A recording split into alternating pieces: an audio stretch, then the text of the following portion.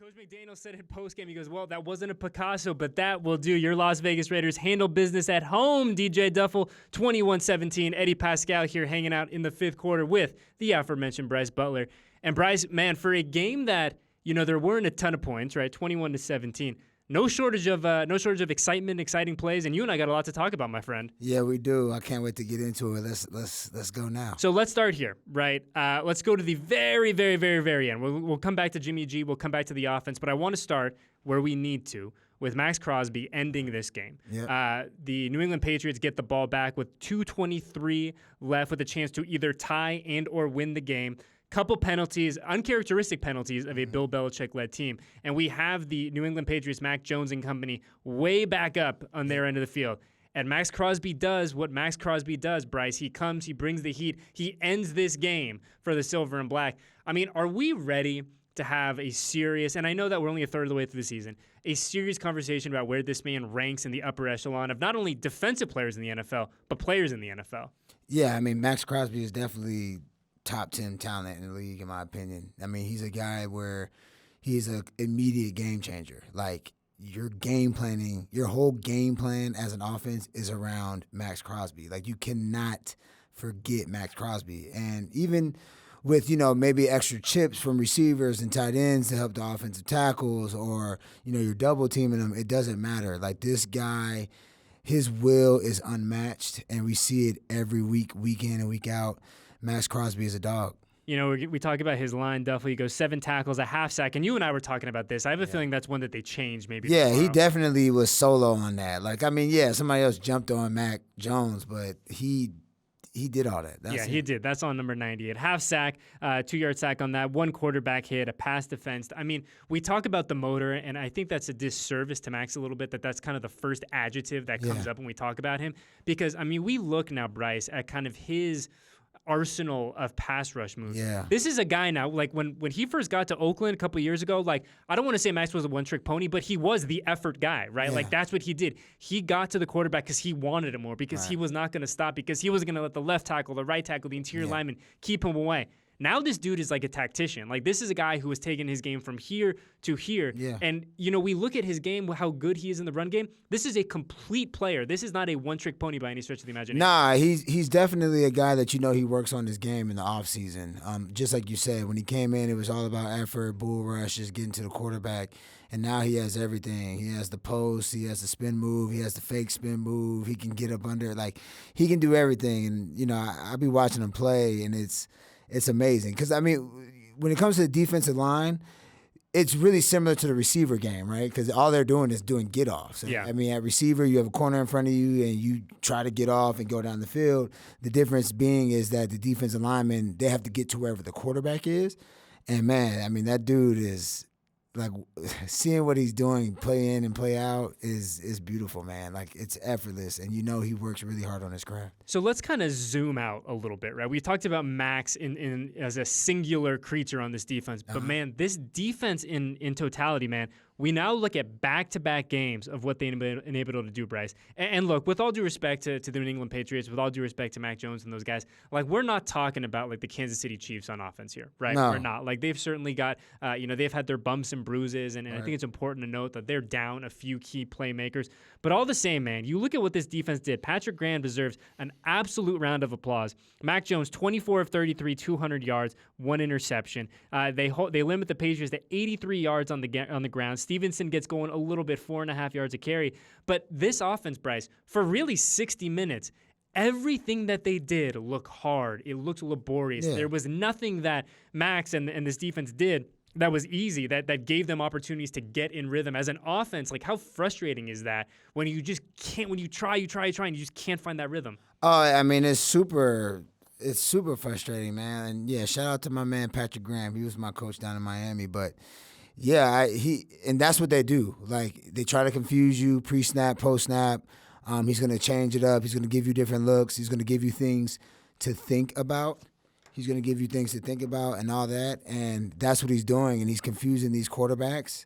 And then, obviously, when we go down the line, just like you said, when we play the Mahomes and the Andy Reids, we're going to just have to keep doing what we're doing good. But, man, you're always frustrated if you can't do nothing on offense if you're on offense. Like, what you want to do is score points. What you want to do is drive down the field. And there was really only a few drives in which it was like, okay, like they're really driving the field. And when that happens, like today's game, Kendrick Bourne had a big play, and it was literally just a lack of tackling. Like, it was 3 guys surrounding him. He puts a little move on the guys, and somebody misses a tackle, and then he takes off for like 20 more yards. And really, that was the game. So, I mean, hats off to Patrick Graham and the Raiders defense, because I mean, the last 2 weeks, man, they've been looking very good. Yeah, and let's be honest, right? Like, you don't want to put any win solely on one person, on one group. It's all about we talked about that last week, right? It's complementary football. But, like, you can call a spade and be like, hey, the reason the Raiders have been in the past 2 games, 2 wins, I might add, is because of this defense. Yeah. This defense that caught a lot of heat throughout the offseason, at the end of 2022 and throughout the entire offseason training camp, they caught a lot of heat. The early part of this season even caught a lot of heat. They are the reason that this team is 3-3 right now. Yeah. Patrick Graham and those boys are the reason that Jimmy G and in today's case, Brian Hoyer and Josh Jacobs, those guys have an opportunity to do what they do. But before we shift to the offensive side of the football, Brice, one thing that I found really, I don't even want to say refreshing, but really like, okay, like there's something in a positive way amiss here, is you look at how many substitute DBs we're playing today. You look at a guy like Jacorian Bennett who missed last week but comes in, is able to come back, ingratiate himself in this defense. We're talking about Tyler Hall. We're talking about guys that were on the practice squad and gotten elevated. Like, what does it say about the depth of this team, where you have dudes literally getting elevated from the practice squad on Friday and Saturday, coming in and playing meaningful ball on Sunday afternoon? I mean, another hats off to them, and some claps as well, because that means these guys are ready. They're paying attention in practice, even if they're on practice squad. They're like, hey, let me get in the playbook. Let me know what the game plan is. Let me be prepared. So if I do get that opportunity, if it knocks, I'll be ready to answer the door. And these guys have been doing it. And I mean, I don't know if that's like a coaching thing. I don't know if that's just like these dudes are accountable to each other. I don't know what it is, but whatever it is they're doing, keep doing it, because you guys have been looking good on Sundays. I mean, it's probably a mixture of both, right? I mean, I think, and you would know better than I, of the guys who are grinding on the practice squad, waiting for that opportunity. Like, you got to stay ready. Like, you don't have the luxury of being like, I'm going to take this week off and maybe I'll get it together for week 7. Like, you got to be ready to rock. But at the same token, like, the coaching staff has to help you get ready. Yeah. Like, you're not doing it alone, right? The guys in your room have to help you get ready. So I feel like it is really kind of that beautiful marriage of a dude being ready, waiting for his opportunity, the coaching staff putting you in a position to succeed, and then the rest of your teammates building you up also. Yeah, I mean, I agree. Like, you as a guy, you have to be accountable to, what your goals are as a player. And then at the same time, the coaches have to be good teachers. And the guys have to be ready to play. And then obviously when you're on the field, the coaches put you in the positions and the players have to make the plays. So it's everybody, it's a team effort, baby. 100%. It's looking great. Yes, and it's looking great. We're feeling great. Raider Nation will get to enjoy a we enjoyed a Victory Tuesday last week. Go ahead. Win streak 2. Win streak 2. We enjoyed a Victory Tuesday this week, but now we'll get to enjoy a Victory Monday tomorrow. So 2 wins in 6 days, not too shabby. But I want to go back to halftime, Brice. We go to the break. You and I head out of Legion Stadium, come back here to the studio, get ready to do the show. Yeah. Raiders are up 13-3, right? Yep. You feel like they left some points on the board there. We'll talk about the red zone efficiency in a little bit. But let's start here. We get back to the facility. You and I get settled. We get ready to take in the second half, and we see Brian Hoyer trot out there for the first offensive series for your Las Vegas Raiders. And I'm curious, from a dude who is in the league, from a guy who has seen a ton of different scenarios, what is kind of the mindset and what is the thought process when your backup comes in and essentially cold and is like, hey, he's going to be the guy that's going to take us the rest of the way? Yeah, I mean, it's one of those things where, how we were talking about, like staying ready. So when you're a receiver or running back or whoever else, you're looking at the backup. So you're looking at Brian Hoyer like, okay, how is he in practice? Is he locked in? Is he dialed? Is he focused? Is he making his throws in scout team, or is he making his throws when he gets his reps with the first team? Like, how is he looking? Can I trust him? So then when that situation happens where we don't know what happened to Jimmy, but like Jimmy can't come out the second half and play, it's either we're going to be real confident about this guy or we're not going to be confident at all. And it seemed like from what I saw on TV, because we left, when I saw on TV, it seemed like Brian Hoyer is a guy that the players can get behind because it looked like he was talking to everybody. He was talking to O-line. He's talking to Devontae. He's trying to get guys going. He's encouraging guys. Obviously, today, Devontae didn't look happy on the sideline. So, you see him talking to Devontae, saying whatever he has to say to make sure his all-pro receiver is ready to go. So when a change like that happens, all those things, how is he in the locker? All those things go into what Eddie and what Marcus or whoever is going to feel like for the confidence for them to have for that guy going in. And I want to stick on that conversation that CBS caught of him talking to Devontae, right? Mm-hmm. And you just look at the body language, and right, you and I weren't on the bench, right? We don't know exactly the nature of that conversation, right? But you look at body language. Right. Devontae's got the towel on, clearly not exuberant, jumping for joy. He's pissed. Yeah. And you have your veteran quarterback, a dude who, was thrown in literally right before the start of the second half, go over to him, look him in the eye, man-to-man conversation. And to me, I was like, okay, this is like a big moment kind of in the course of this second half, right? Because to your point, Davante Adams, depending on who you ask, right, the best wide receiver, the second best wide receiver in the NFL. Yeah.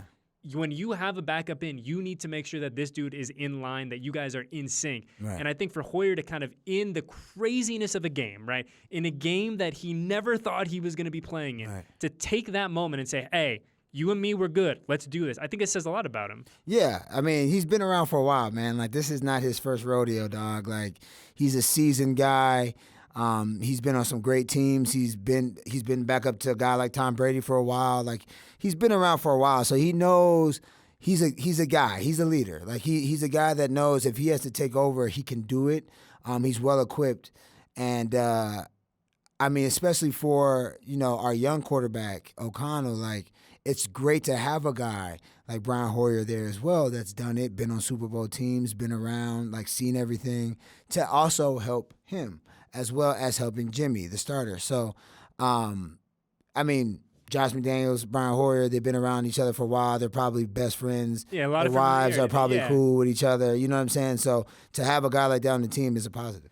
Brian Hoyer finishes his night tonight, or afternoon, I should say, 6 of 10, 102 yards, QBR of 94.6. But one thing that I really appreciate about it, Brice, is the fact that he went out there, he let it rip, man. Yeah, we need that. Like, he came in, he let it rip. Longest play from scrimmage, I believe, this year, courtesy of Brian Hoyer. But I mean, like, I imagine for like the guys on that offense, right? For your offensive linemen, for your Devontaes, for your Jacoby Myers, for a dude, you see him come in and you're like, okay, like, what does it look like? And he's saying, hey, man, no fear here. Let's go put some points on the board. Yeah, I mean, dude, he came in the game through 10 passes. He had 100 yards. He wasn't too far off of Jimmy G. The offense, as far as, like, I don't want to say the scheme, but the offense, as far as, like, how it looked immediately different when he was in there. The balls, those tight window throws. I think Devontae caught, like, this nice dig route in the second window. He put that thing in there. He hit number 11 down the field on the post. Obviously, Bill Belichick has taken away Davante Adams from the game, so when he was inside at number 3, he runs the basic cross, safety collapses. Now you got the post backside. He's probably been seeing that all week. He also been in that on the other side in the Patriots uniform, so he probably knew that was happening. He probably told number 11, hey, be ready. Like, the safety's coming down. I'm coming for you. Like, those are conversations that you have with your players in huddles. Like, hey, I'm probably coming to you. Be ready. You know what I'm saying? And so, I'm sure, especially a guy like Devontae who's not really getting the ball. He's open, but he's not getting the ball for whatever reason. I'm not here to talk about scheme. I'm not here talking about quarterback play. But to see that when you're like, oh, shoot, Brian's out here gunslinging, like, all right, like, let's go. And obviously I'm sure you think the same. If he would have played another quarter or another half, he would have probably ended up with 200 to 250, maybe 300, depending on, some more big plays. But, yeah, I mean, it looked totally different when he was in there. And I think there's the natural kind of element of it's someone else, right? And so, like, the Patriots are, they go through the week and they get ready for Jimmy and what Jimmy brings to the table and Jimmy's strong suits. And obviously Brian and Jimmy's similarities, they both obviously have known Coach McDaniels for a long time, so they have that commonality of understanding. But different dudes, right? Like, it would just be like, as similar as two receivers can be, as similar as two linemen can be, there's going to always be those little differences. But as we record this right now, Brice, Brice at just about 5 o'clock on Sunday night. We heard from Coach McDaniels earlier. Really no update on the health of Jimmy G. Did acknowledge that he obviously left the building, but he said still being evaluated for whatever injury that he's currently going through. But, man, we talk about the importance of the backup quarterback, how it's one of the most important positions on the NFL football team, and you never really think about it until you need one. Yeah. And we saw it today. We saw how important it is 100% for the Silver and Black. He definitely hit us with some MLB playoff closer action. Yes. Because he closed out that game. 1,000%. Max Crosby helped a lot too. But we look at Brice, the defense, as we talked about, deserves a ton of credit for today. They deserve a ton of credit for Monday. They deserve a ton of credit for how they've kind of, I don't want to say been able to silence the noise, but really kind of focus in on them and are playing a really incredible brand of football. I mean, we look at that first quarter where the Patriots finished the quarter with -2 yards. First time in Bill Belichick's illustrious career that any team of his has finished with negative yards in the first quarter. So those boys are doing their thing. I want to kind of shift back, though, to the offense a little bit. And we look at, and it's obviously a lot more fun to have these conversations when you win. Mm-hmm. The red zone efficiency for the Raiders, once again, left a lot to be desired. 1 of 6. When you're playing the upper echelon teams in the NFL, when you're playing those big dog teams in the AFC, NFC, whatever it is, you can't go 1 of 6 in the red zone. From your perspective, just speaking in generalities, Duffel, what is the key to, I don't even want to say being great in the red zone, but being better in the red zone than 1 of 6? I will say most red zone scores are from broken plays. And it's a situation to where if you can have a quarterback with decent mobility, if the original play design doesn't pop up, say it's a pass play, the original play design doesn't pop open, for a touchdown immediately like Jacoby Myers is today, you want to be able to extend the play. If you can't extend the play, that makes it tough. But obviously, when it comes to the red zone, big dog, you gotta be punishing up front. You gotta be able to run the ball. Red zone rushing is big as well, because it opens up the back end. Because now, if we're on the 5-yard line and they're scared that, okay, Josh Jacobs is probably going to score if they just hand it off 3 times, the box is going to be heavy, and now you have one-on-one coverage on the outsides. And even now, now, obviously, we've seen the last 2 weeks. We spoke about this last week Monday before the game. The biggest thing was, let's let Josh Jacobs eat. Let's give him a steady dose of running. The last 2 weeks, we've done that. He's gotten over 20 carries. I think today he had 25. And you see, towards the end of the game, those start to pop open for us. But it seems like when we get in the red zone, we're really not getting, those nice 3 to 5 yard runs when we're within the 20-25. And those hurt if you can't get those, because now – yeah, you do have one-on-one coverage on the outsides, but like Coach McDaniel said last week, he doesn't want to throw a turn. He doesn't want to turn the ball over. So we know that he might not be as liberal or as free to throw the ball in the red zone. So our running game has to be better. Yeah, I mean, we look at the run game today, Duffel. We talk about Josh, like you said, 25 carries, 77 yards, has a long of 18. So we talk about wearing on the defense, and we saw that towards the end. 84 total yards for the Silver and Black. But you brought up a great point right before we started recording where we'll have to go back and check. But this feels, just the field test, right, the most balanced the Raiders have been this year. Yes, They ran the ball 33 times, ended up throwing the ball 32 times. So obviously there's a bit of a recalculation that I'm sure goes into that when you have a backup quarterback. Right. But we talk about complementary football. Balance, never a bad thing. No, and then if you look at the time of possession, this comes with running as well and holding the ball and having nice but methodical drives. We got the ball for 32 minutes. Patriots had it for 27, and in the first quarter, we basically had 95% of the first quarter. So that helps guys like Max Crosby, helps guys on the back end on the defensive side to where they have rest, and then when they're out there, they're ready to get after the quarterback, ready to create havoc for the opposing offenses. So, yeah, man, hats off to the team again. I like to give a lot of hat tips. Well, it's easy after a W. It's easy after a W. It is, for sure. But, yeah, time of possession, complementary football always works, baby. Check. And, again, I mean, we talk about things to get better at. I think the glaring one – I think Two things that if you really want to nitpick coming out of a win, because like you can, any team in the NFL win-loss, there's a million things you can go through and say, hey, I wish this was better. Hey, they need to get better at this going forward. Right. The two things that come to me, number one, the red zone efficiency. We've talked about it a bunch. Has to get better. No ifs, ands, or buts about it. It has to get better. The other thing for me is some of those ill-timed penalties, right? Yeah. Some of those ill-timed penalties. Max Crosby obviously ends this game, is the closer, goes full Mariano Rivera on him. But just early in that game, right, he keeps the Patriots drive alive by I will call it questionable roughing the passer on Mac Jones. But all the same, right, you can't put yourself in that position. You can't give the referees the ammo to kind of make that call. So we talk about some of the ill-timed penalties. You clean those up, but you got to get better in the red zone. And to me, I think if I were to put it under one kind of nice banner, right, cleaner football. Yeah. I don't even have anything to say about that. I stumped Duffel. I stumped him. Cleaner football. We look ahead now to Brice to Sunday. We play again on Sunday. The Chicago Bears, the Raiders heading out on the road for the first time in a few weeks. Okay. As we record this right now, I always have to give the disclaimer. As we record this right now, Justin Fields' status for next week up in the air. He came out of that game this week. Looks like he hurt his hand. Obviously, kind of a Jimmy type situation. Evaluating and seeing how he goes through the week here. What are the challenges for a team and we saw it today, but going up against, if this is indeed the case, going up against a quarterback that you haven't really seen a whole heck of a lot of in 2023?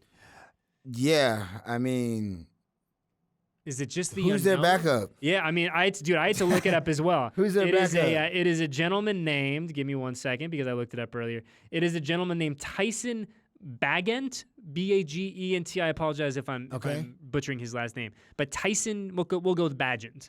Well, hey, you just have to see, like, if this guy doesn't have a lot of film, I don't know how old or young he is, so say he's a young guy, the coaches are definitely going to look at his college tape. They're going to see what his positives are, what his strengths, what his weaknesses are, right? From the player standpoint, the players have to just know, especially from defense, because defense, like, it's all situational. Like, typically when you study, like, you're studying, like, what is the offense going to do on 3rd and 5, 3rd and mid, 3rd and long, 3rd and short?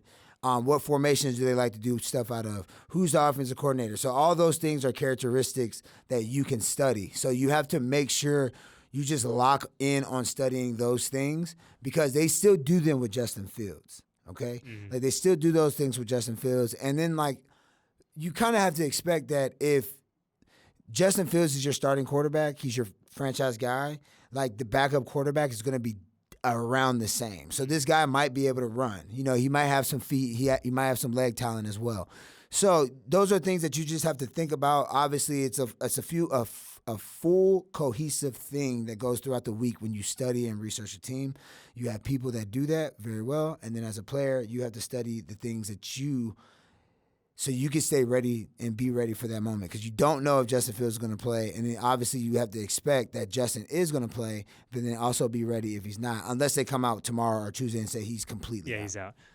Before we let you go, Duffel, the Raiders have now won back-to-back games, and, I think it's been kind of refreshing where the coaching staff and the players have said neither have been really pretty, right? No, not pretty wins. Yeah. But at the end of the day, they all count the same, right? What do you think it does for a locker room now to kind of have this little mini homestand, 2 games at home, handle business, knowing like, hey, we still managed to win games when the opposition didn't get close to what our best was? Yeah, I mean, I don't think anybody, like you said, they said these are ugly wins, but a win is a win. At the end of the day, you don't want it to be no. At the end of the day, like, you won the game, but you know that we're not playing our best football, right? So now you can clean things up. Cleaner football. # cleaner football. # cleaner football. You know there's things that we can do better. There's things on the offense that we can optimize, in the kicking game that we can optimize. On defense, we just can keep building what we've been doing. Another big thing would be, is don't start feeling yourself too much, right? We won 2 nice, tight games. It feels good to go home with a win, but let's not read our press clippings tomorrow. Let's not watch our highlights too much on ESPN, on NFL Network too much, and go into Soldier Field thinking that, oh, yeah, the Bears suck. Like, they're terrible. Like, we can go in there and just mollywop these dudes. Because, I mean, if you watch them play, like, they're playing pretty tight games. Like, they're not just getting beat 70-20. And they have the ability to put up a a lot of points. I mean, we've seen them a few weeks now where they're in the 30s, they're in the 40s. Like, they can put up points. Yeah, they have guys. They have talent on offense, so they can move the ball. So my big thing, the only thing that I would implore to the team is, like, look, don't start feeling yourself. Stay humble, stay grounded. Let's keep building because you want that confidence to keep going. Like, you don't want to play a team like the Bears that might be struggling. They might be a little wounded right now. You don't want them to be in the game because if they are in the game, they might be able to pull it out. Especially at home. And you don't want that because if you lose to a team like the Bears, you could be a good straight A student, but if you have a bad test, a failing grade on the test, it can bring you down to a B-. 100%. And you don't want to be down to B- because it's hard to get back up to that A+ status, baby. That's true. And we've heard so much the past couple of weeks about, when you look at the Raiders schedule and how it lines up, like there's no getting around it, right? The back end of this schedule for the Silver and Black is really, really tough. You got a lot of good teams that you're going to play. And I don't want to discredit anyone or any type of football that anyone else is playing, but you look at least objectively, and this is the this is the run where the Raiders can stack some W's, right? Obviously, you've done 2 in a row. You're going on the road now to a Chicago team that hasn't necessarily found its rhythm yet in 23. But to your point, can't take them lightly, cannot overlook anyone in this league, especially when the Raiders, as we said, haven't played their best brand of football yet this season. But there is a lot of football yet to come, and it's going to be a blast. And we talk about all the time, man, it is better to have to go through these corrections. It's better to have these conversations coming off a W like the Raiders had this afternoon at Allegiant Stadium. So, man, it feels good. Brice, good luck, man. We have you on 2 times, 2 wins. Look at that. Not too shabby. So come on, baby. We will be back next week. Raiders obviously on the road. We will be back here at this facility. So for Eddie Paskal, my guy Brice Butler, everyone else at Silver and Black Productions who helps keep us rocking and rolling, we thank you. Enjoy the Victory Monday, Raider Nation. Each and every single one of you deserved it. And we will see you guys next week for the 5th quarter presented by Twitch.